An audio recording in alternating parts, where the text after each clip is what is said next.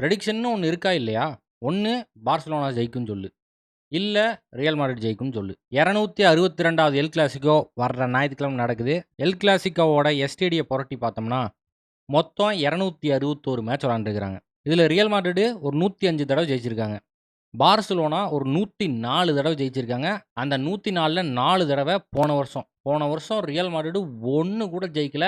பார்த்த எல்லா இடத்துலயுமே பார்சிலோனா ரியல் மாட்ரிடுக்கு போன வருஷம் கப்பைஸ் அடிச்சு போட்டானுங்க. 2, 3 இன்ஜூரி ஆயிப்போச்சு.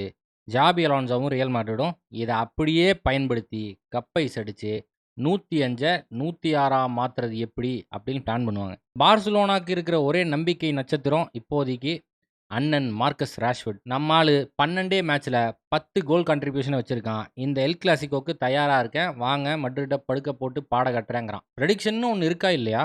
ஒண்ணு பார்சிலோனா ஜெயிக்கும்னு சொல்லு. இல்ல ரியல் மாட்ரிட் ஜெயிக்கும்னு சொல்லு. உங்களால் நான், உங்களுக்காகவே நான்னு சொல்லி ஒரு போல போட்டுவிட்டேன். அதுல நீங்க ஓட்டு போட்ட காரணத்தினால 56% ரியல் மாட்ரிடுக்கு ஓட்டு போட்டிருக்கீங்க. 56% ரியல் மாட்ரிட் ஓட்டு போட்டவங்க எல்லாருமே பார்சிலோனா ஃபேன்ஸு அப்படின்னு நம்மளுக்கு உளவுத்துறையிலேருந்து ரிப்போர்ட் வந்திருக்கு. இந்த தடவை எல் கிளாசிக்கோவை ஜெயிக்க போகிறது ரியல் மாட்ரிட் அப்படிங்கிறதுல மாற்று கருத்தே இருக்க முடியாது. அப்படி ஏதாவது மிஸ் ஆச்சுன்னா திங்கட்கிழமை பேசுவோம்.